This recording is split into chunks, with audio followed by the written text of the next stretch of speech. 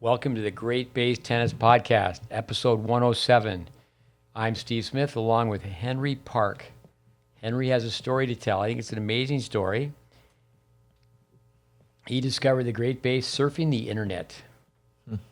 And with that, why don't you just tell us a few of your thoughts and how you discovered with what we share our free educational content. Henry lives in Seattle. He's a young guy, rising junior in high school. This is his third visit, but we knew him before he showed up because of his intensity, his drive for learning tennis. Tell us about your connection. Yeah, well, first off, I just want to say thank you for, letting me be on this podcast. It's a great honor. I've listened to a lot of them, so it's pretty cool to actually be on it. But I want to first start off by talking about how I started tennis and just because I think that would give some good context into how I discovered the GreatBase. So at around second grade, around 8 years ago, I was extremely into American football. At this time, this is when the Seahawks were winning the Super Bowl. Football was a huge thing in Seattle. And I played it actually at the Pee Wee level, tackle football. And at that time, I wasn't ready. I was 50 pounds. I was, the helmet was actually so heavy for me, and I was so weak that I would bobble my head around. And I eventually got a concussion, and my parents moved me into tennis because they're like, you're not ready for a collision sport like football. And you have to put a helmet on. Something bad could happen. Yeah. And I started to hit the ball around, and I fell in love with it, and I just kind of dinked around with the ball for around three years. And going into my sixth grade year, I wanted to get better, and I asked my coach what do I need to do, and he said two specific things. He said you need to be a student of the game, and you need to hit 1,000,000 balls, preferably against the wall. Great advice. And, super advice. Yep. You actually can't get any better than that. Yeah. Student of the game and hit 1,000,000,000 balls against the backboard. And so I just started banging against the wall. Not much information. My coach had a great knack for the technical side, but he hadn't discovered the GreatBase yet. And for around 2 years, I was just surfing the web, watching YouTube videos upon YouTube videos on what I can do, and I would record myself sometimes and watch slow motion videos. And obviously I misinterpreted things like Federer on the backhand slice, for example, where he cuts across the court, or Sampras, he sometimes gets into the palm up position. Well, not sometimes, he does, but that's not because of his actual arm. It's just because of the way he arches his back. And this actually leads me to where I discovered the GreatBase, where my coach saw me that I was so invested into studying the game. He found a Facebook post of that you wrote, and it was about mental toughness. And from what I remember, it was how to build mental toughness, and the entire or the overarching theme was that the number one step to becoming mentally tough is to stop complaining and whining. And I read that post, and I'm just like, wow, this is pretty cool, And then my coach started looking into it a bit more, and he's like, hey, you should really study these courses. I think it'd be really cool for you since you're so into studying the game. And by this time, the pandemic had started, and I had so much time on my hands. I thought it was a great opportunity for me to get better since everyone around me wasn't really practicing. So I looked at some Facebook posts, looked at some Instagram posts. I'm just like, wow, this is great. And eventually I DM'd Andy. Andy Fitzell. Yeah, Andy Fitzell. And I'm just like, do you have any tips for me on my serve? I'm kind of struggling on the power line. And he gave me some tips. I tried them out. And it was great. I could see on film an immediate improvement, and I felt a great difference. And then I was like, oh my gosh, thank you so much. What can I do, to get even better? And he said, study all the courses, take notes for each and every single one and read these books. And I did them all. And it took me around a month and a half to study all the courses. So every single day in that 90-day period, I would study for around 2 or 3 hours, taking notes and watching the courses. And then I'd go out against the wall, actually, since it was during the pandemic, and shadow swing and hit against the wall, film myself. And I think I filled out around 5 notebooks worth of notes, and probably around like 2,000 videos of just me hitting, and just refilming and refilming and refilming until I got it to somewhat of a semblance of what you guys teach. Well, Andy Fitzell with his beautiful wife Leo, they were with us during the pandemic, as you know. Mm-hmm. And I think even though you were persistent, I think were certainly a breath of fresh air for Andy, because Andy, he did so much with these Instagram posts and many, many things, starting his podcast, and same old with the forehand. Mm-hmm. We can get into the forehand down the road, but for our listeners, Henry said something to me. I said, we need to interview you on the podcast, because you said the great base begins, with most people, it begins and ends with a forehand. Yep. And just to touch upon that, we'll go back, and you can tell us with, you sent a film to Andy, and then I made videos for you. And Richie Lay, Mary Lay's older brother. Mary Lay was Vic's head coach for a long, long time. She was my boss, actually, when I worked in California for Vic. So Tennis for the Future, people look at the first edition, Tennis 2000 is the updated edition. If you look at Vic Braden's Tennis for the Future, Mary's in quite a few photos, but Richie's in most of them. Yeah. And people would look at the photos and say, I am not going to read that book. Yeah. Because it looked very mechanical. And a Bradenism we always share is, your students look so stiff. He goes, yes, I let them loosen up after they win nationals. Yeah. But with that, don't judge the unfinished product. Yeah. I always think about someone, their mom's going to get their kitchen renovated. Mm-hmm. It's going to get worse before it gets better. They're going to demo the kitchen, and the mom knows how she wants a new kitchen to look, and it's going to look great. She's taking her time. Another one is, you must understand the technical phase of instruction. Yeah. Oh, there's so many, than how the human eye works. One time on a Facebook post, and I'm sure we're over 15 years putting up something every day, as I sarcastically wrote, I apologize, I was wrong after all these years. Roger Federer really snaps his wrist right before impact and rolls his racket right over the top of the ball. Please watch the attached video. Mm-hmm. It's Federer's racket during the hitting zone. Yeah. And whoever did the work, it was great. It was just like the racket, Vic Braden used to use such slow motion film. Yeah. He used to say that you could drink a cup of coffee and watch one forehand. I know Nassau at one time was 1 million frames a second. But we can get back to the forehand, but let's get back to your story with how did it progress? I mean, how did your game progress? I know Andy did work for you. Andy came to me and goes, there's this kid, Henry. Henry's into it. But what do you pick it up from where you were? Yeah, and from there, I just honestly started spamming Andy with a bunch of videos like, hey, like, does this look better? And then I'd ask him questions, and it was basically every day for a few months. And not gonna lie, I can tell, like, in the beginning, he would give me like a long answer, and then by the very end, it was very short and blunt, and but I still really appreciated like the answers and the help that he gave me. And in terms of a UTR standpoint, my UTR went up by around 3.5 points in the 2 years. Well, not 2 years, 2.5 years, 2.5, 3 years that I worked or implemented the GreatBase. Yeah. Yeah, with that, you have 2 more years in high school. Mm-hmm. A high school state champion. It's great that your team won states. Documenting development, it's so important to do that. This is where you were in the beginning. And also documenting fitness, keeping records. But you were in a meeting the other day where we looked at video, a Friday afternoon before tournament play. Let's get out of the heat. Let's work our mind instead of our body.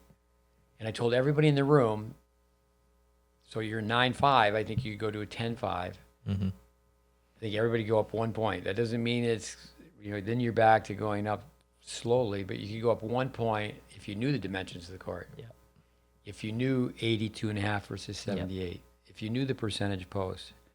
If you knew the directionals. Yeah. All the negatives of changing the direction of the ball. And you made such a great point. It's like you know it on paper, but do you know it instinctively under pressure? Like yeah, I know. Munaf Patel, remember one time I coached his kids for many years, and he's a character, fun guy, smart guy, said it just is so aggravating to hear these kids answer all these questions, but then when they play. So then we just come down to, it's not IQ, it's EQ. Yeah. Most young people when they're playing, I want to win, I want to win, I want to win. What's the score? What's the score? What's the score? If I get this point, if I get this point. But go ahead with what did you do with the video? You obviously you watched it 3 times, more than 3 times. You sent the notes. You did the whole process. Yeah. I think the biggest thing that the technical work helped me with was the volleys. Like I used to hit with a continental grip on both sides, and I really struggled, sticking the volleys deep. And I still do, honestly. Like there's still traces of the old where I might straighten out the arm, or I don't move my feet up to the ball and glide through the volley. But the video technical analysis that you and Andy helped me with, I think the volleys were the biggest impact. And also the serve, definitely the serve. I suffered a lot of shoulder pain and elbow pain from tossing the ball really far behind me, and my power line was all jacked up where my body was ahead of my arm actually. So like my arm was behind me and I was making contact behind me, and doing reps and reps and reps of that, kind of put a lot of stress on my shoulders and elbow. A fun story from today. Rick Macy's place in Boca, it's fun. I mean, the motivational signs he has up, it's fun. The Battle of Boca, every weekend. Yeah. Every weekend. So for almost a year now, we've been going every weekend. Mm. And one of our students, today he had a big win. He beat a 12.4. And the person he beat, 12.4 is a respectable player. He yelled out as our student hit a volley. He said, "This is the Battle of Boca. No one can volley at the Battle of Boca." I thought that was funny. So the guy has a sense of humor. Yeah. No, earlier this evening we watched a match where one of our students was playing someone. Mm-hmm. I really just feel so sorry for the kid. Yeah. Loves tennis. He's pretty good from the baseline. He just can't volley. That means he can't hit an approach volley. Yeah. I mean, it's just sad, It's, Mm-hmm. you can only play on half a court. Mm-hmm. You can only play from the service line back. Mm-hmm. With, I think what's so neat about this, so tell us how old you were when you discovered the GreatBase. So beginning of the pandemic, around 3 years ago. So I was around 13 years old. 13 years old. Well, we're helping you with a few different chapters now, mm-hmm. beyond technique, beyond tactics. But I think one thing is very, very unusual. This makes it 1 in a million. The club so you're the student, you're the 13-year-old studying tennis. And then from that, the head pro mm-hmm. and one of the staff members, assistant pro, mm-hmm. came to visit. Tell us a little about that experience. Yeah, so the head pro was the same coach that told me to hit against the wall and be a student of the game, Jesse Schouten, and the assistant coach, Avery West. They both came down to Florida and to meet with you guys. And I was very, very, I would say even dogmatic sometimes about like defending the GreatBase, and they were just like, okay, let's see for ourselves. And now they're all for it, and they're trying to implement it up in Seattle at their own club. Well, I think coming back to Andy Fitzell, he says it quite well, is that let's just watch your students hit the ball. Mm. So when someone comes to visit, they watch our students hit the ball. Yeah. with it's an uphill battle though. Your club is quite large, correct? Yeah, I think it's the largest tennis club in the Pacific Northwest. It has been said to change a tennis culture is like taking an ocean liner and turning it around on a dime. Yeah. Heard Matt Clore say, no, it's like bringing up the Titanic and then getting it to float and then turning it around on a dime. The owner of your club sent me an email. Yeah. And he said, well, I don't work at the club. I'm absentee, but I own the club. And I think he said he had 4,000 members, very successful. He had a place in the mountains and a place on the beach. Mm-hmm. And he told me that he wasn't a believer, that he had heard about the curriculum, the body of work, the GreatBase. And it might have been Jesse, but our course on how to practice at home as a young Victor Lilov.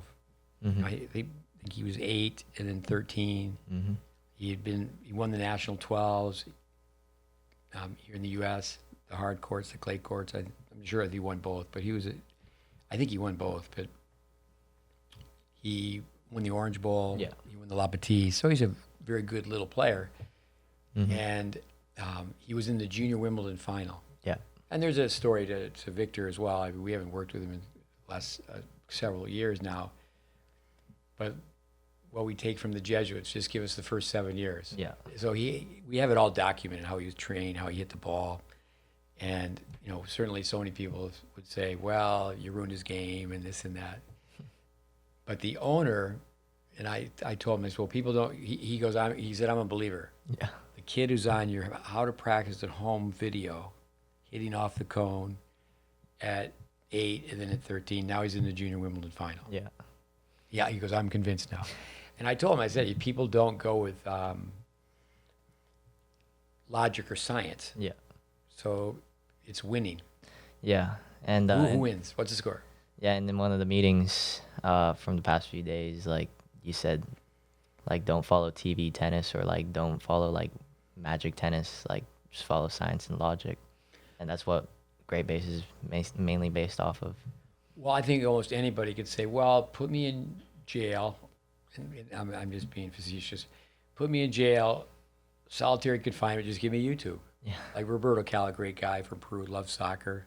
He can go back and watch soccer championships from the 60s. Yeah. I mean, YouTube has everything. Yeah. But you want to use YouTube for inspiration. I mean, you can use it for information, but I wouldn't say in tennis teaching. Let's circle back and you obviously looked at all sorts of. Oh yeah. Not to beat anybody up and mention any names, but that's where we really want to have our body of work be approved as a nonprofit and do a better job giving out free content. We don't really like the wild, wild west, the weird, wild, wacky world of internet tennis instruction. Yeah. But tell us, what are your thoughts? What comes to your mind? Well, I think if we really break it down into like a pie chart, 75% of online tennis instruction is only on the forehand, and maybe like 15% is on the serve, and everything else is, Our listeners already know that you're like 10 times smarter than I am. This guy he did get an A-, though. He got an A-. Spanish, right? Yeah. Yeah. They don't have labs anymore in high school Spanish where you have to go and listen. And I took 3 years of Spanish and got A's. Hola, ¿qué tal? Bien, y tú? You have to practice. I mean, it's like taking piano lessons and not having a piano at home. You take Spanish lessons and you don't speak Spanish. Andy Fitzell, I may have the numbers wrong, but at one time I think he was saying there was 20,000 plus videos on the modern forehand. And there are only like 10 videos on the modern backhand. So. Yeah, which in the movie King Richard, did you go to that? No. I've seen that where it was Hollywood. It's always Hollywood versus history, and they made it seem like Richard invented the open stance backhand. Yeah. And it's like Big Bill Tilden and Bill Johnson. Bill Johnson was playing with a Western grip. And, I mean, there's a photo of Alice Marble. I mean, I have so many things. Yeah. It's like nothing's new. Yeah. And I think that's one of the problems is people try to say, this is new. Yeah. There's nothing out there like it. This is the best. Yeah. This is the only. And it's like, Yeah. please. I like Bill Belichick. He's got one sign: do your job. Mm-hmm. And your job is to get people to hit the tennis ball. Coming back to the forehand, people look at what we do on the forehand and go, no, that's not it. Yeah. Because people are mistaking the recovery as the follow through. The human eye doesn't see fast enough. Mm-hmm. You look at all these video clips, YouTube clips, Yeah. and again, the human eye can't see Federer's racket go out almost 4.5 feet to the target. Mm-hmm. But one thing also is the continental grip on the forehand volley. Mm. You know, you say, well, Jose Garris, number 6 in the world, he was the coach of the coaches with USTA for a long time, still involved, I believe. He says it very well. It's almost a continental grip. And then you tell Australians, because I've taught some Australians, they go, no, it's continental. I said, they used to call it the Australian grip. Yeah. That's one way to convince an Aussie. Mm. Dave Squire, not to mention any names, the dumbest Australian I've ever met. But anyway, Dave has a great sense of humor, and he's been in tennis forever. He played, now he teaches. No such thing, Bradenisms. There's no such thing as a perfect grip, just a grip with the least amount of adjustment. Yeah. And then you find out, another Bradenism, people don't say what they do or do what they say. Yeah. Like the Bryan brothers are so great for the game. Mm-hmm. No, Continental, yeah, it's a Continental. Or the USTA, so many great people, great causes. Well, there's a Continental family. Yeah. And all these shots are hit with a Continental. Mm-hmm. I would say, yeah, okay, if you're talking about emergency shots that are behind you. Mm-hmm. You teach as well. Tell us a little bit about that. Yeah, so I feel like I know for the fact that studying the GreatBase curriculum gave me a lot of fact-based instruction that I can like pass on to others. And in terms of brain typing, I'm an E, so I like to talk a lot. And I think I'm an ENTP, which isn't perfectly an educator, but I think that would, or ENTJ. You're an ENTJ, you could be president. Yeah. Most presidents are ENTJs. Most CEOs are ENTJs. Yeah. The descriptor is you're the boss. You cannot not lead. It's hard. It's difficult for you. I mean, I was just watching you help one of our visiting coaches from Canada with his forehand. He's so grateful. But so you think you're an ENTJ? Yeah. Billie Jean King, John Newcomb. I have to update myself with who's out there now who's an ENTJ. That's another thing. Go back to the podcast we have on Brain types. brain typing. Mm-hmm. And But at the club teaching. So you teach at the club. Yeah, and mainly with the 10 and under kids. And at the club, the main philosophy is building athletes first, then teaching character, and then technique, which I think is... Like how much later and then technique? Yeah. Well, they kind of need to have like hand-eye coordination. Like sometimes we're working with like 5.5-year-olds who like, don't even know between the difference between their right hand and left hand. So it's hard to say, oh, turn, hit the ball at a 45-degree angle. You're just like, okay, just turn this way, swing forward, and stand on your skateboard, or just like that. Just very simple, very basic things. Makes so many stories come up. I was in Japan teaching tennis at TTC, the Tennis Training Center. And it really cool place. Yunihiro Yoshida, Kazuko Swamatsu. She won Wimbledon in doubles, I think 75. Mm-hmm. And there was friction. The person who was in charge of high performance, Hubert Crash, is somebody that I train to teach tennis, a Canadian. And I've been over there several times. The second time I went, back in the day, I used to travel with a shoulder bag with all these VHS tapes. Yeah. And at one time, I know Tom Gilly, I want to get him on the podcast, for 15 years he worked for Vandermeer. Yeah. And as a student assistant, one of his jobs was, anytime tennis was on TV, is to just film the whole thing. Yeah. And then now you don't have to do that because it's just on YouTube. Yeah. There was no YouTube. So all these parents showed up with their little kids Mm-hmm. on a nice setting of indoor courts. Mm-hmm. And, well, there's not a cone. So, seriously, there was like 70 little kids. Mm-hmm. And there's no cones. There's not 70 cones. Yeah. But all you have to do is take a tennis ball can and turn it upside down. Mm. And the tennis ball fits on it perfectly. Yeah. So there's all of the pros were there, and they even have a department which is so cool, just wheelchair players. Wow. You know, everybody has to learn to move the chair. It's really a special place in tennis, TTC. So I remember Munehiro Yoshida said, "What's the most impressive thing in Japan?" I said, "Well, that camera that you have that's directly above the court." And his comment was, he goes, "Well, the only thing we do with that is to see if our pros are working very hard." They really weren't using it. What a great way to teach tactics. We look straight down on the court. Yeah.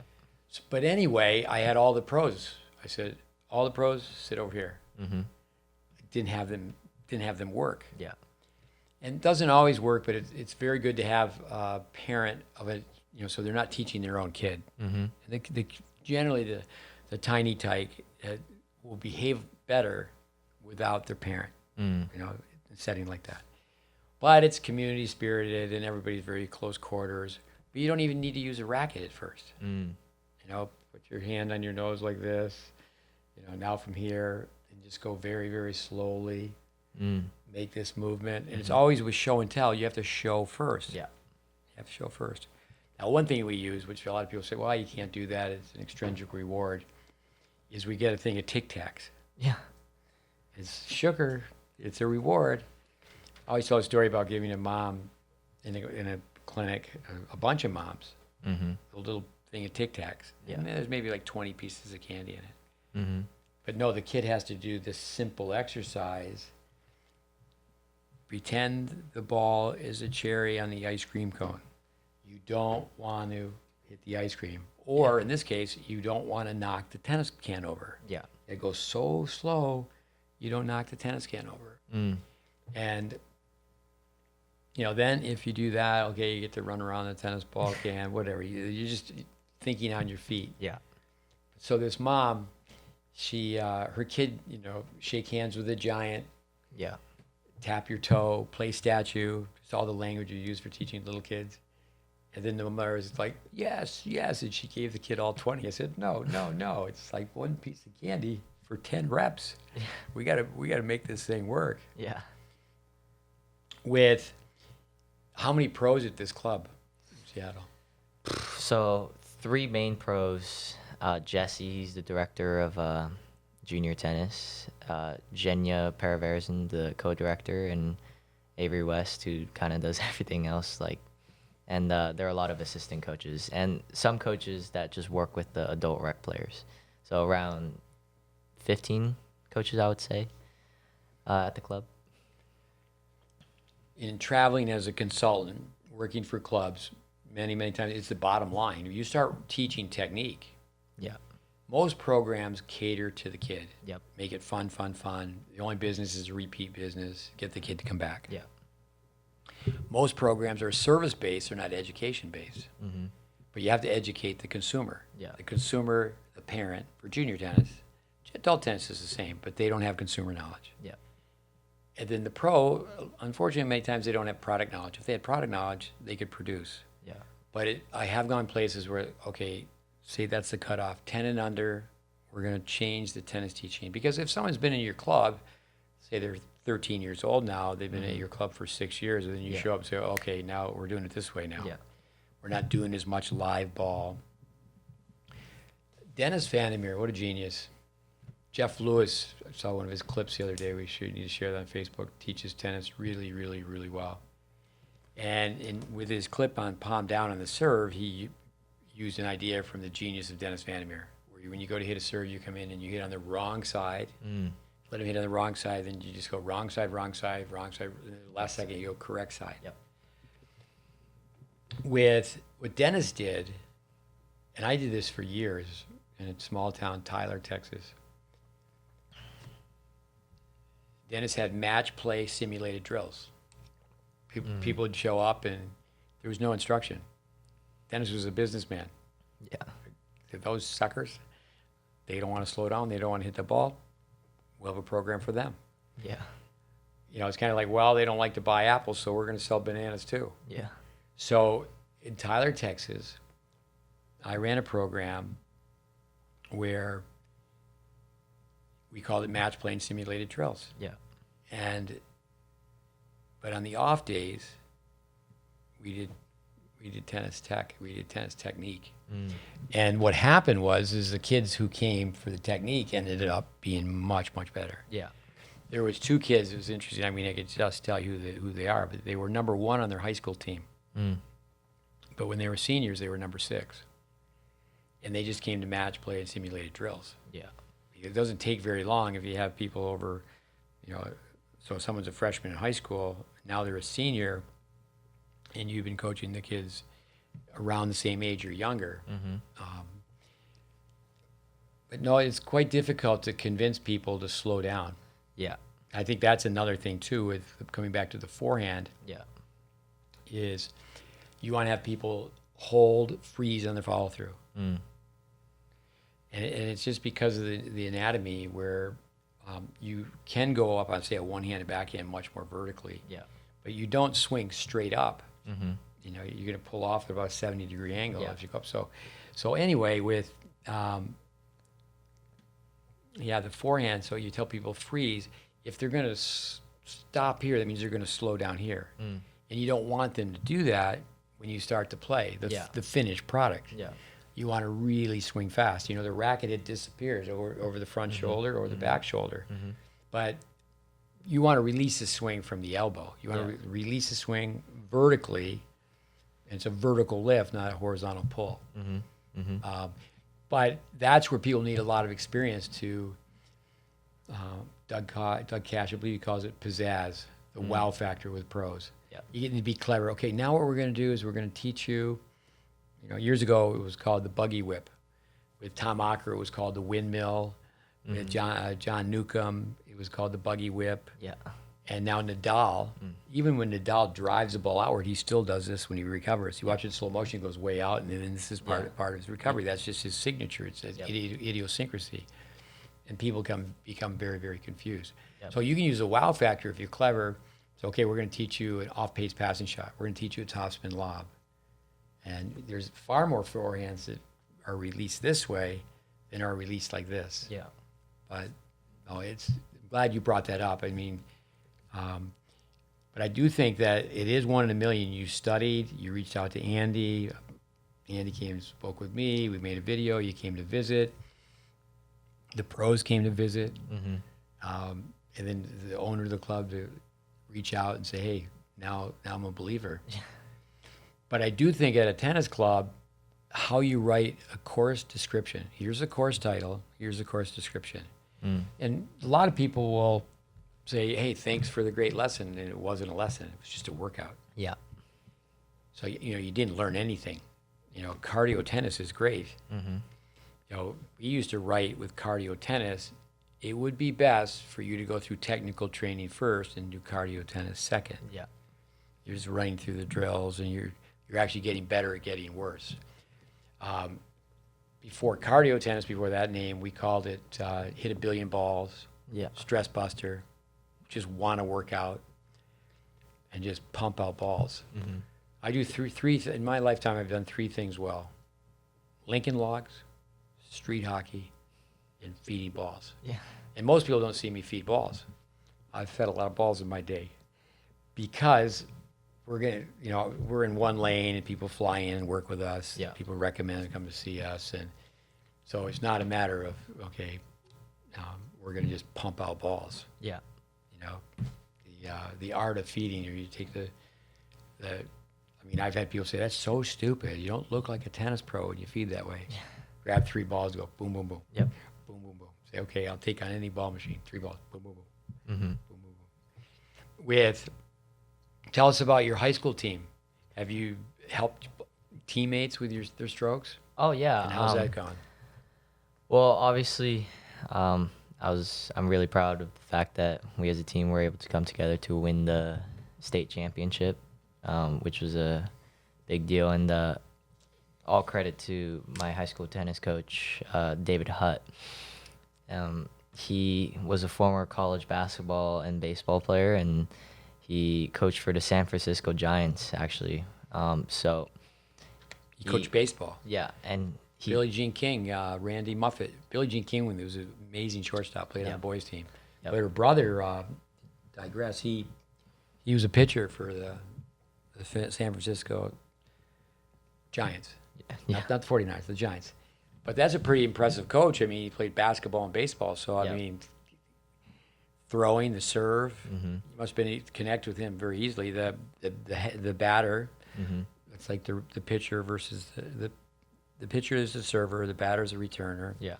In basketball, I pick basketball because it's so easily it's accessible. You need a ball. There's parks all over. Yeah. What a great way to become an athlete. Yeah. Play basketball. Yeah. Great for tennis players. Yeah. And play well. Mm-hmm. Yeah, and helping friends with technique, like some like the very like JV beginning players, like some of them, they're like, "Hey Henry, like, can you give me some tips on the forehand?" I'm just like, "Okay, bet." And then I was like, "Here's the ready position."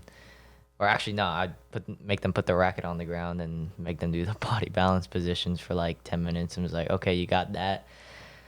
Let me grab a cone. Let me grab a ball. Here's the ready position. Here's a turn. Sit down in the chair, lift, finish up high here." And there's like, okay, great, because in their minds, they're just like, my friend's like a really good tennis player. I want to like, get some tips from him. So actually, they really listened and they implemented the quote unquote GreatBase because they just wanted to get better and they just asked me. Well, I take someone like Henry, who's a scholar, has all A's. So, okay, how can I push his buttons? So I had the podcast, when you talk about body balance positions, and again, all students, student athletes, tennis players, tell these kids all the time, always do your own homework first. That's much more important. But we just had Ed Weiss on. And I think really that's one thing. I mean, we just came up with 10 chapters. Can we get people in the U.S. to work together and say, okay, these are efficient grips. But, okay, these are the parts of the racket. I think we could maybe get past that one. These are the dimensions of the court. Yep. Maybe that could be accepted, that the tennis court is a rectangle, not a circle.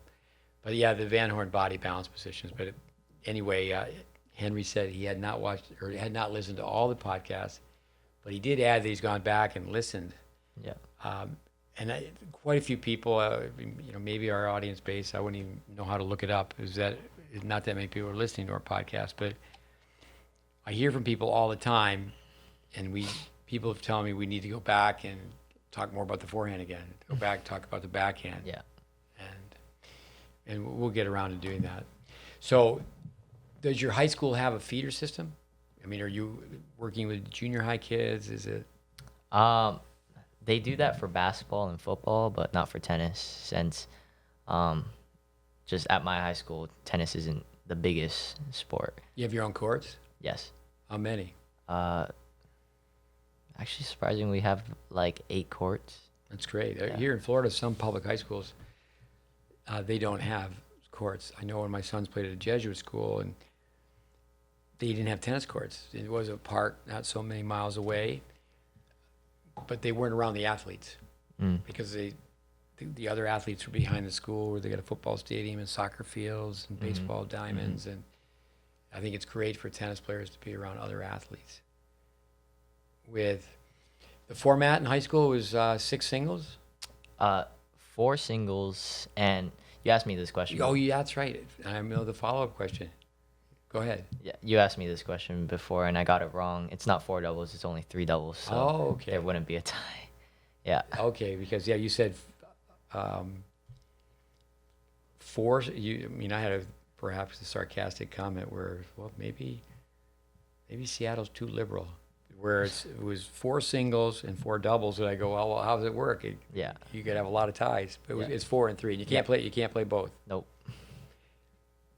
And do you have teammates that play multiple sports or just tennis? Yeah, actually, most of them they picked up tennis during the pandemic because it was like the only individual sport that they could really play, and Most of them played basketball, soccer, football, baseball, cricket.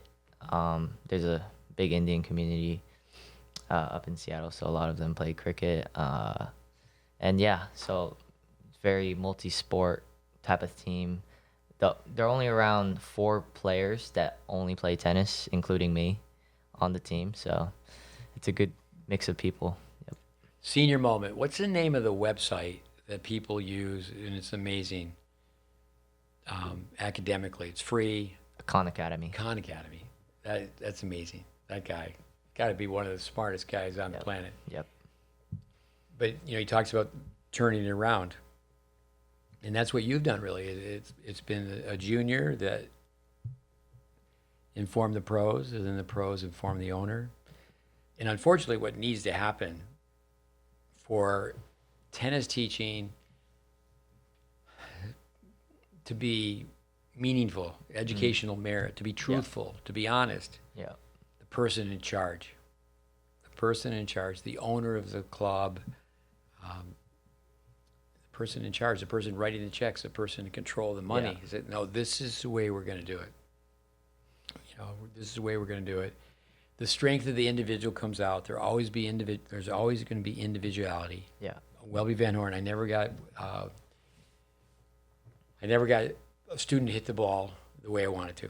Mm-hmm. It's just never quite right. You can, you got to get to the point where, okay, we're not going to be hung up on technique because there is no perfection. Mm-hmm. But then the question is, you're working with, how much do you teach per week? Depends, right? Yeah, around 4 times per week for 3 hours per day, 3.5 hours. That's quite a bit. Yep. But so then what happens there's an emphasis on technique with players up to the age of 10, but is there any reinforcement once they move up? Because there's a lot of places I've asked to go train the coaches, and there's a disconnect. Like, well, this is for the little kids, but this is what the high performance groups does, and they don't incorporate. I mean, really, say if it's a 120-minute practice, I mean, to take 7.5 minutes in the beginning, 7.5 minutes at the end, and slow down and do technique. But it's probably a little bit early in the game, right? I mean, you must have some 5, 6, 7-year-olds who are hitting the ball better. Yeah, 100%. Like Jesse and Jenya have done a great job of implementing more of the GreatBase curriculum at the club. Since Jesse first got the job around 2 years ago, so it took a while to get everything organized. But now they kind of have a clear message, clear plan, and I think like a good to go message from the owner. It's like, okay, we trust you. This is what we're gonna do. So yeah, it's looking pretty promising for the younger kids. Dave Secker was on a couple of weeks ago for the second time. I think listeners will love listening to Dave. But I've been around to the point where, because a lot of for me was firsthand, is he said, well, you use the Vandermeer form tournament. Yeah. And really, the Vandermeer he was the man with the prizes. He came out, he had the golden medallions, the fake golden medallions. He was the guy with the prizes. Mm-hmm. It was really Van Horn that, I mean, he would, but he was not with the prizes and the yuck and let's make this fun. I mean, on a follow through, you have kids just how long can they hold their follow through in this position? Or on a backhand volley, make them sit down and they have to just have their arms separated and just hold the racket in that position. And they're going like this, and so. Yeah, then the whole thing, and I think that's what it's all about. Learning is sharing. Sharing is learning. Is that the GreatBase is not just it's the 8 pillars, but just in that course, tennis intelligence applied, we mentioned over 100 coaches. Yeah, and I mean every day it's like, okay, I'm fortunate that people send me all these things. I looked at a film today that was sent to us by a big fan of ours, big fan of Vic Braden's, King Arthur. He sent me a film of Jimmy Connors. Yep. Hitting balls at a young age, and his strokes are off, but you could see traces. Like, okay, I could see where his game was going. Hitting with his mother, amazing footwork. Yep. Gloria, who Jimmy wrote in his book, didn't take a set from her until he played Kalamazoo. But you could tell it wasn't the nicest neighborhood. It looks like there was a 4-lane highway right on the one baseline. Yep. Cars going by, but there was a backboard. Yep. Is there a backboard at your high school? Yeah. Is it a real backboard or is it plywood behind the courts? It's like a legit backboard. There's like the tennis net line. And, unfortunately, it's not too tall, so like some people like shank the ball and it goes over and into the woods. So you have to like walk around the entire courts, climb over the fence, grab the ball, climb over the fence again, and go back to the court. But Chris Everett's father, Jimmy, was at Holiday Park now. Late Jimmy Everett's called the Jimmy Everett Park, and backboard with a high wall. He used to have kids rally over it. You couldn't see the ball coming, but what a great way to teach people a high defensive lob. And practice, with your high school, do you have to go to practice? Yeah. Like my coach especially, like he doesn't believe in like quote unquote USTA players skipping practice and then just playing the matches and playing state. Like he said, if like I plan to do that, it's just not to join the team. That's fantastic. Yeah. Hallelujah. I love hearing that. I mean, I just think it's wrong where kids don't even have to go to practice and they go play the match. Can you imagine a basketball player? Hey, coach, I'll see you at the game next week. You're a football team. They work all week long. They go all through August, double sessions. And then the players say, well, no, coach, I'm just going to go to the games.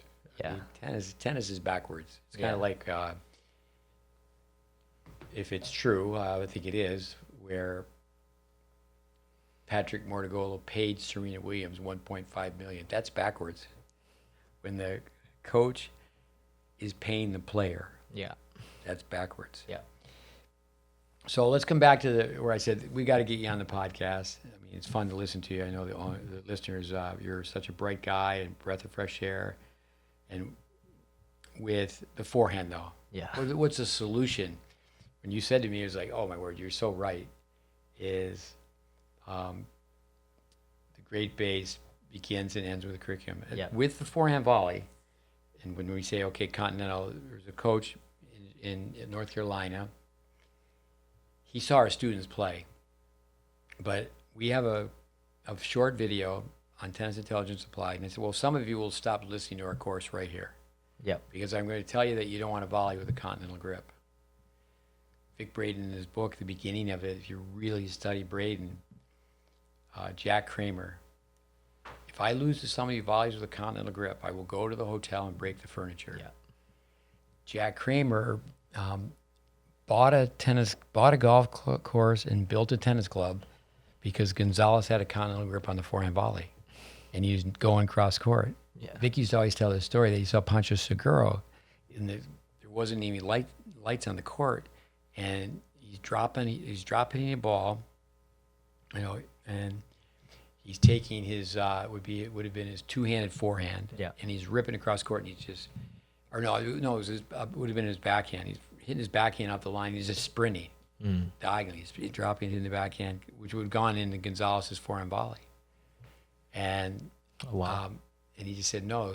He said Gorgo is going to volley cross. He's going to volley cross court because the racket face is facing cross court. Yeah, and like for me, just the moment I tried the composite grip, and like hit a stick volley, it immediately felt better, and the volley went deeper. It stayed lower after the bounce. So it's like in your mind, like it's just like quote unquote unorthodox or wrong teaching. But like if you actually try it, like you'll definitely feel the difference. Peter Burwasher just passed away. Left-hand awareness. If you took your left hand, Peter, he added so much to what we do. The genius of Burwash. I mean, just dynamic, and also too, just off court, just being a tennis professional. But you can, on say a conventional approach volley, you turn with it left hand, and then you just it's very subtle, and you go to the grip on 3. There's some hang time. That ball's up there. Yep. Connors was fantastic at that. He would take all these stutter steps, and he would wait for the ball to come down. You know, perhaps he would not articulate or explain that because players don't. Yeah. They just do it. Yep. You know, those of us who can't do it teach. So you let the ball drop, and now the contact point's right here, and you can just tell by the sound, like ba-boom. Yeah. Because if you reach up, the racket face is open.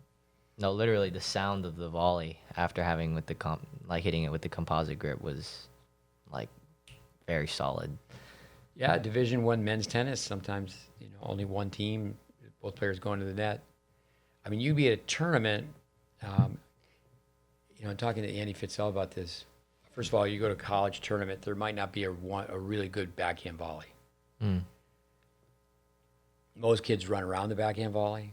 They have the wrong grip. I mean, they're just going down like this. And Andy's right, though. It's not now where people were just continental. Because now there's almost, in many situations, like there's no instruction. The action method, just play. Yeah. How's it go? We're not going to learn to play. We're going to Play to learn. And you have to do both, but you got to learn to play. You got to teach Bill. You teach someone how to play the violin. I think you teach them how to hang on to it properly. Yep. Or a dentist with the hygienist, the assistant. How are you gonna use the tools? But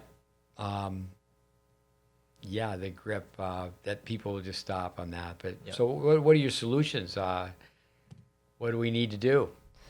Well, I think, especially on the forehand ground stroke, they need to it needs to be explained that the forehand ground stroke is only like 1% of the GreatBase curriculum. Like, you have the 8 pillars: Vic Braden, physics, Dennis Vandermeer, people skills, graduated length method, progressions. We have dynamics.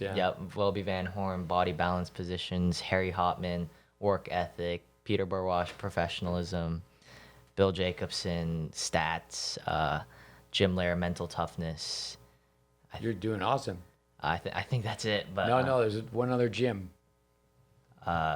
Jim Burdick. Jim Burdick, building like a championship culture.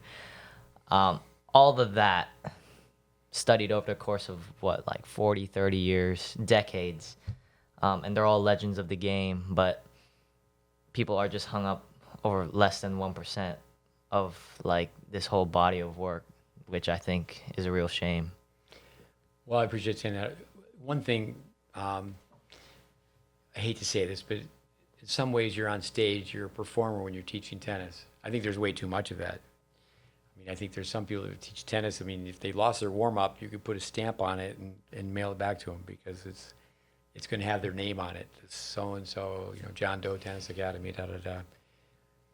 But with, taking people right away and saying, okay, let's hit forehands this way, but we'll jog backwards hitting forehands. Yeah. Instead, we'll jog forward. Hit the ball with your palm. You have to accelerate it. There's no doubt about it that there's some people who will take a forehand. My fingertips are at the end of the racket, and they end up like this. Yeah. And they're just way too close to their body. They're pulling their shoulder in. Yeah. So what we say is it's to the right, to the right, to the right, to the right, to the right. When you finally follow through, it's still slightly to the right, but you can't see the follow through. But when you're teaching people to do this, also too, catching the racket. Federer catches the racket when he warms up. Yep. I mean, the way he hits when he warms up. Now, when he plays, he hits too far away from his body, but he honors the principle of not letting this arm fly. Yeah. One of my students has been coaching tennis for a long, long time, Dion Krupe. He snaps at kids. He's always had the voice. He snaps at kids if they're out. They're hitting with their warm up, and their warm up is not zipped up. And one of the reasons that's going to bother a technician is the warm up's flying. They're hitting a forehand, and with not only is their left arm's flying. Braden's going to say, well, a cadaver, It's going to weigh between 12 and 18 pounds, and it's like, okay, so this average male player, it's like trying to throw a 15-pound weight this way. Your body's going the wrong way. Yeah. I think that's where you have to use a little bit of the wow factor. Okay, let's have people hang on to a cup of water. Can you hit a forehand and not spill water? So you got to spice it up. It's where I do think another problem too is that people always start lessons with the forehand. And if there's an hour lesson, and, Braden, a pet peeve of Vic's, he did not like to watch people they're going forehands just across the baseline. Hit 2 balls going across the baseline. Okay, now hit 2 balls going across the baseline. But it's education to actually get a chance to explain to people, but they look at it too quickly. Yeah. So many people I know. There's some people that are really self-promoting on the internet, and I certainly get the feedback. What they say about the GreatBase is, it doesn't look like pro tennis. And of course, they start and end with a forehand. That's going to be the first thing you're going to see. With hitting a ball off a cone, how does that go for you at your club? Not good. Not good. I mean, the kids don't like it, and obviously, it's an indoor facility in Seattle. The overhead is like so high that, again, they do need a repeat business, which is understandable because you got to keep the business alive. You're hitting off a cone. 15 years, I teach tennis where the Yankees are playing spring baseball. And they hit off a tee, and they have a swing coach, and it's somebody who's playing for the New York Yankees. They get in the on-deck circle, and they practice their swing before it's their turn to bat. You see a Michael Jordan at the foul line, and the referee hasn't given him the ball yet, and he's shadow swimming just with his palm like this. Simply, tennis players don't get it. But how we get people to hit off the cone is first we film them, and then we put them through skills tests. I made 3 videos here in the last 2 days. Tiebreakers, 07, 07, 07, 07. They can't hit the broadside of a barn. They can't find the target. And then, we have them play. Maybe it's just 10-point tiebreakers. We'd like to have people, when they come for a longer period of time, say, okay, we'll have them play up a match, down a match. We're not going to tell them what we think. We're going to tell them what they know. And we also, it's great to have the parent in the room. Now, another thing is that when we go to the court is put them on the court with players who could beat them, like Love and Love.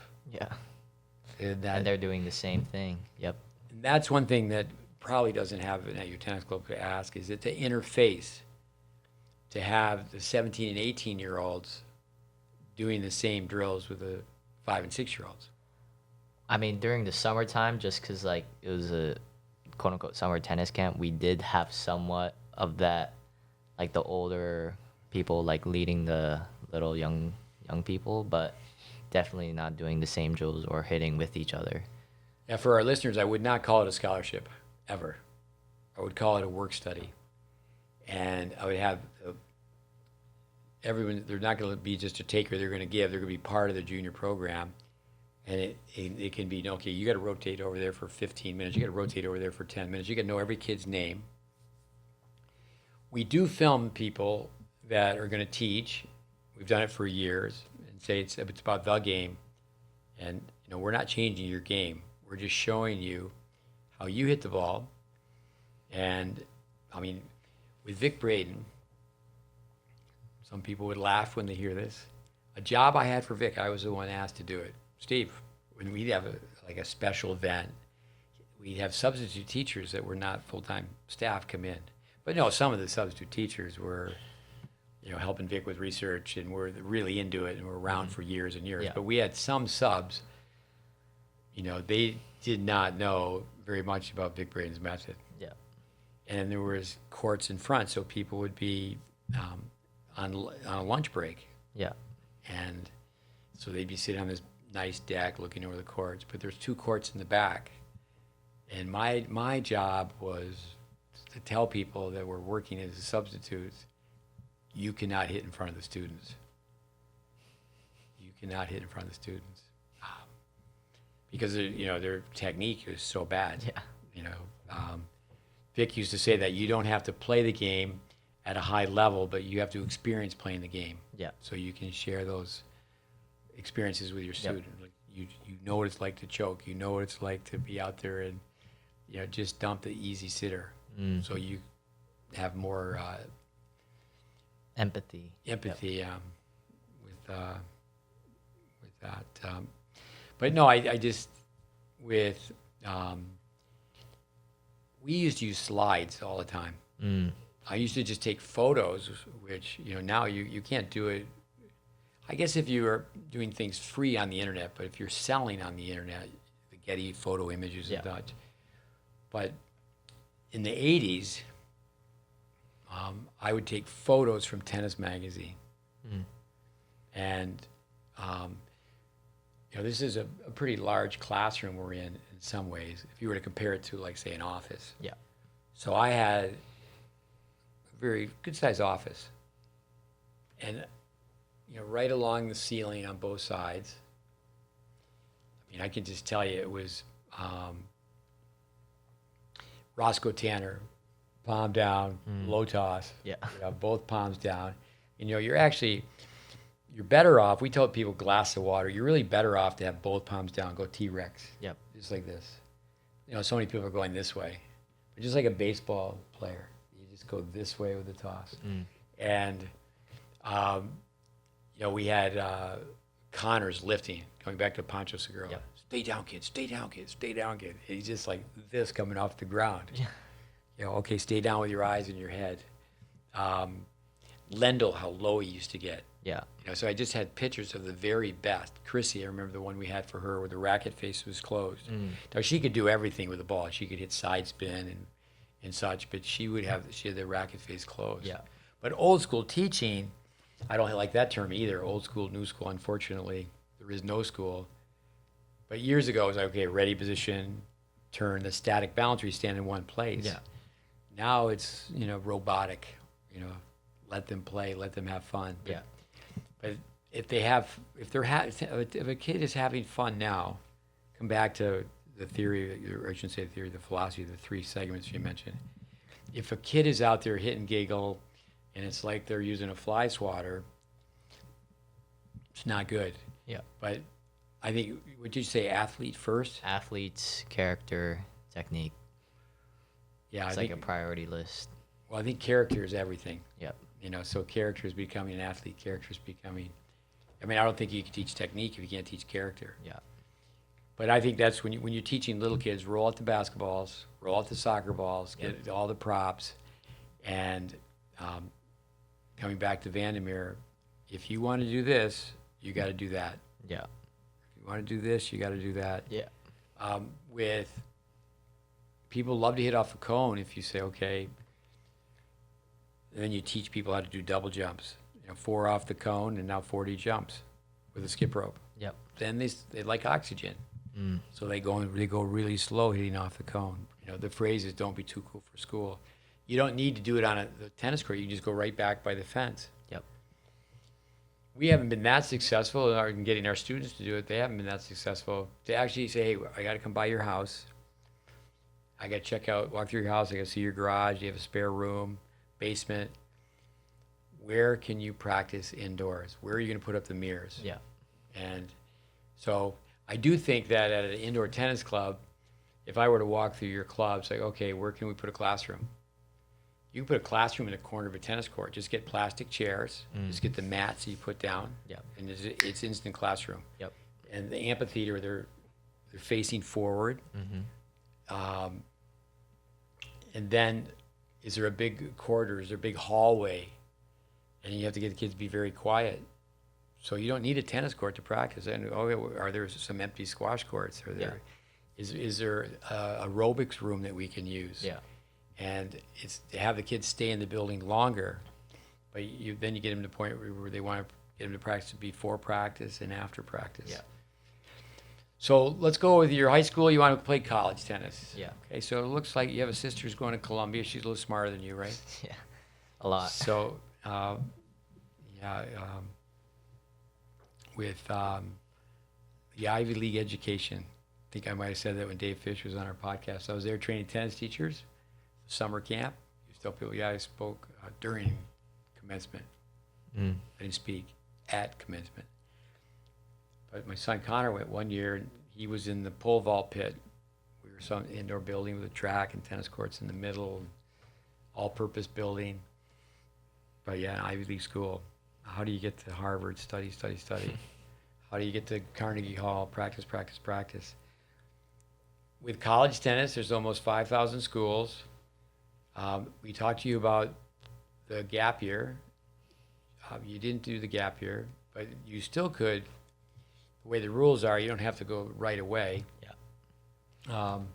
But you just need to keep on keeping on. You get around to asking people, well, would you like to go to a place where you're going to be at the bottom of the lineup and work up, or would you want to go to a school where you just know you can play? But yeah, with that, 3 numbers, keep working on your GPA. They don't do class rank. They do class rank where you are? No. They used to do class rank. Yeah. I tell people I was in the top 10 in the prep school I went to. Wow. I wasn't in the top 10%. I was in the top 10. There's only 70 students in the senior class, so I was 10. So it's all how you say it. But then the UTR. I mean, it is discouraging that a lot of coaches don't even look at a college on the men's side unless someone's at 12. Yep.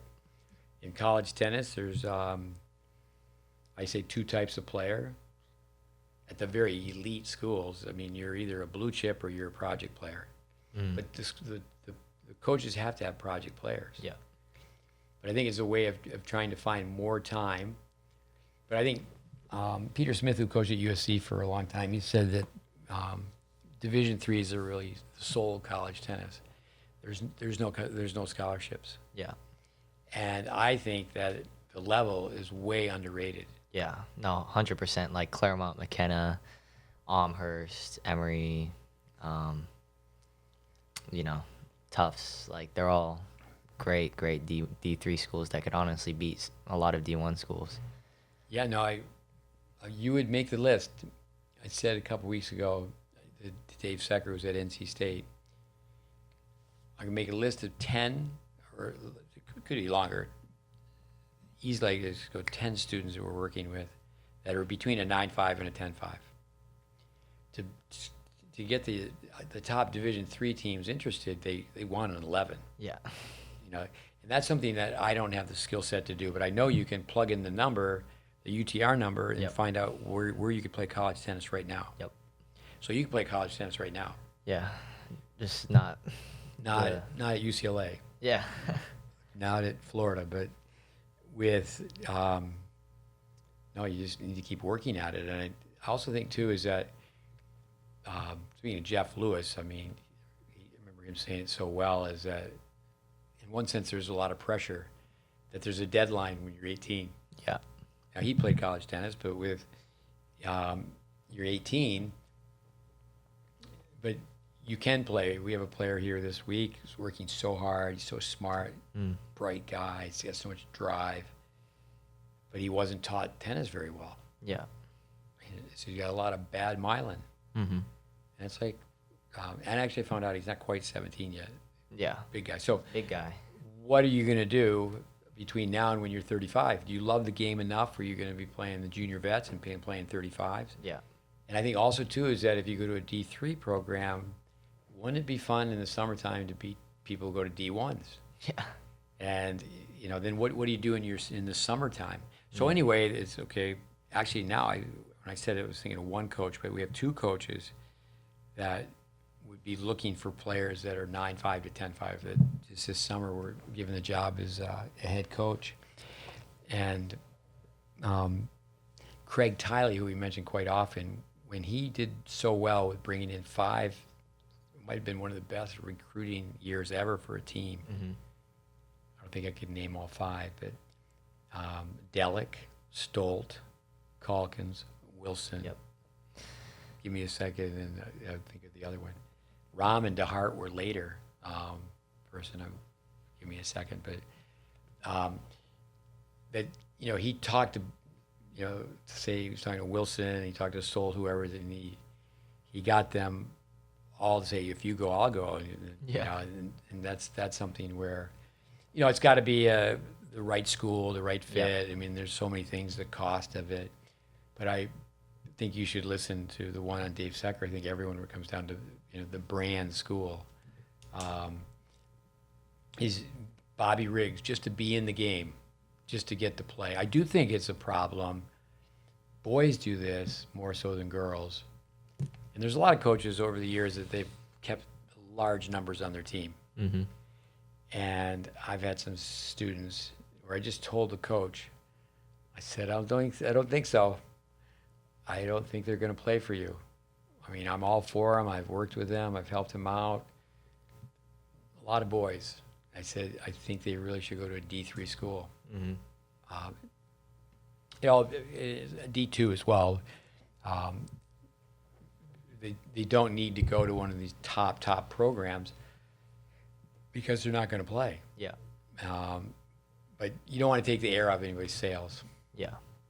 With why don't you tell us 5 or 6 half dozen things about the GreatBase along the lines of positives, negatives, how it could improve.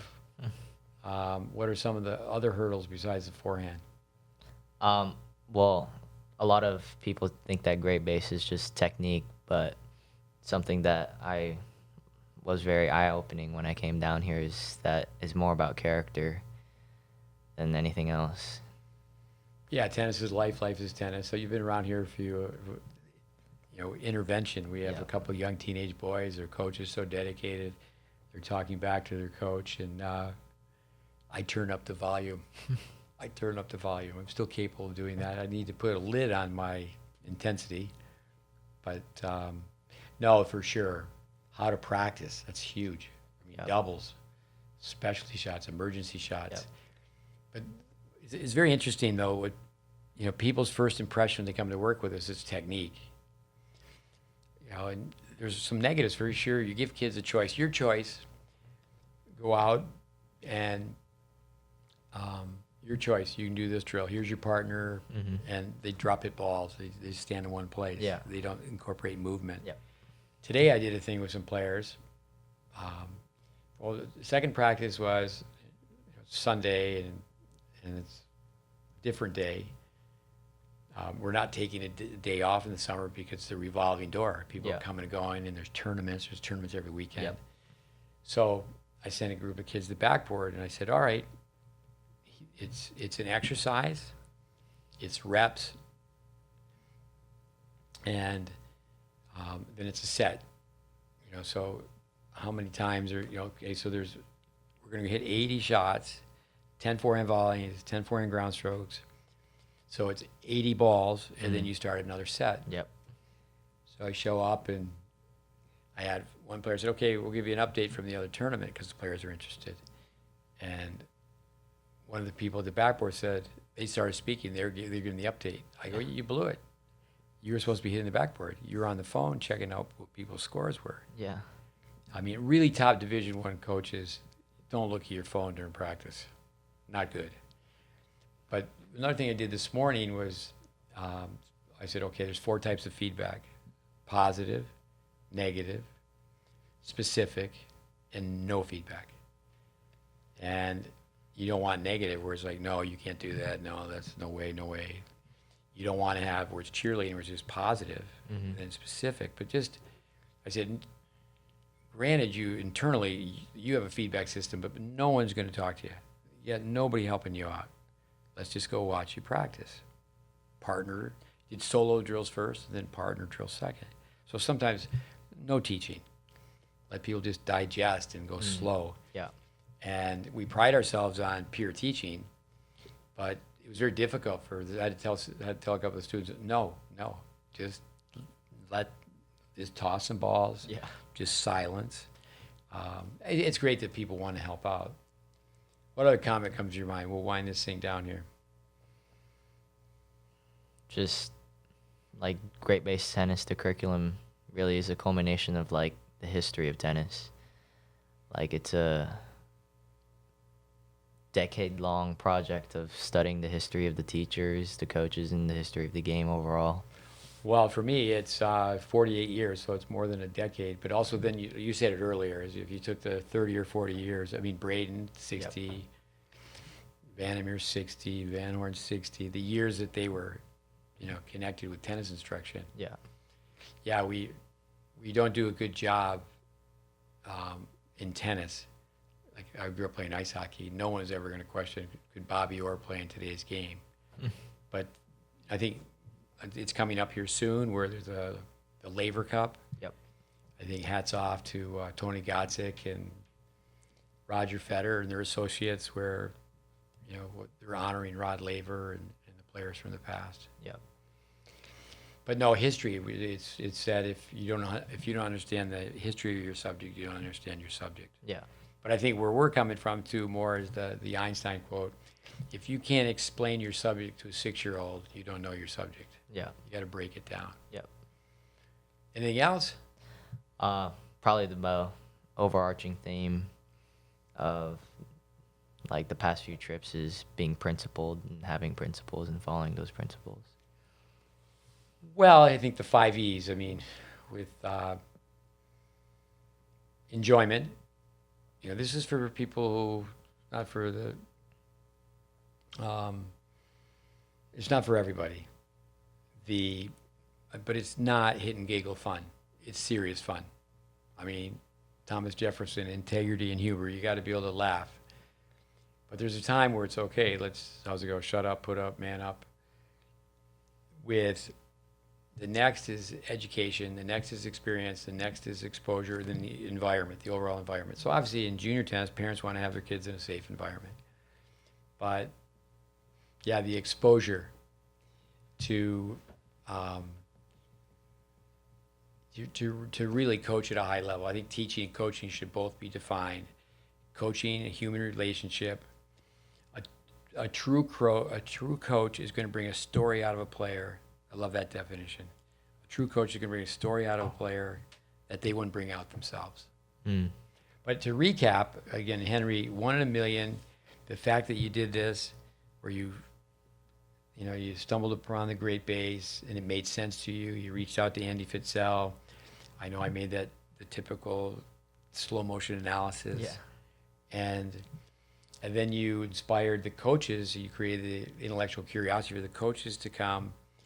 Then where the owner reached out and said, "Hey, I'm a believer now." I don't really like, I don't want to say it where it had any negatives towards his commentary, but the verb believe. Yep. People don't go, "I really believe in gravity." I really believe the tennis court's a rectangle. There's gravity. The tennis court's a rectangle. Put two and two together. Put two and two together. I like the line Luke Jensen, cool, dual hand Luke, serve 135 on both sides. Yeah. Everybody ends up somewhere. I think too many times, that's a Luke Jensen line, I'm sure his mother's one of the funniest people on the planet, where'd that come from? But it's true. Everybody ends up somewhere. And with Blossom where you're planted, the Aussies, no worries, mate, is just keep working at basics. Yep. I think that you're finding out with this visit that one of the best lessons is just to hit it. Yep. You think, a guy by the name of John Verdi used to help us out, great guy. Research to him was steal, baby, steal. I'll end with saying this, and then you can end with one thing, and we'll call it a night. But I really appreciate doing this. Andre Agassi, move your feet. It's kind of like it's simple sentences. Move your feet, get in position, take a great swing to a great target, and breathe. Yep. And in every sport, basics. I'm always telling people, actually Brandon Flanagan taught me this. Football players, to catch the ball, they're told to do this, and they're told to do this. And it's like, they're taught pretty simple things on how to catch a football. Yep. But again, for our listeners, I think it's a great point you brought up. And definitely in so many other ways too that worthy way beyond that to be a guest in the podcast. But the great base begins and ends with a forehand. People look at it just like they looked at Vic Braden's Tennis for the Future and Richie Lay. I'm not reading that book. Yeah. That's so stupid. Actually, Vic could pull that off. When the guy goes down the line, just go, hey, stupid, and rip the ball across court. But go ahead, give us a closing comment. Henry Park from Seattle, scholar, high school state champion, improving player, but someone who's a student of the game. Impressive. Well, you made a really good point this morning as me and one of the other students were getting ready to play. Say that again. Come on, I'll be your grammar coach for a minute. Start again. As a player and I were getting ready to play a tournament, you just said that we're out there hitting a fuzzy yellow tennis ball and that we really aren't suffering. And I think just an overarching principle that I should put into my life is just be grateful for the opportunity that I have. It's such a privilege to be able to be out here traveling across the country and, just hit a tennis ball.